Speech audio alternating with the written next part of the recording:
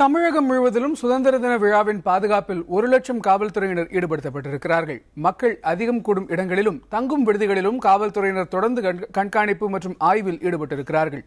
சென்னையில் மட்டும் 18,000 போலீசார் இந்த பணியை மேற்கொண்டுள்ளனர்.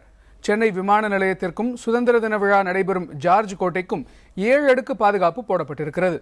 வருகிற 20ஆம் தேதி வரையில் சென்னை விமான நிலையத்தில் பார்வையாளர்களுக்கு அனுமதி இல்லை என்று கூறப்பட்டிருக்கிறது. ரயில் நிலையங்களிலும் முழுமையான சோதனைக்கு பிறகே பயணிகளுக்கு அனுமதி வழங்கப்படுகிறது. ரயில்களில் 3 நாட்களுக்கு பார்சல்களை கொண்டு செல்ல தடை விதிக்கப்பட்டிருக்கிறது.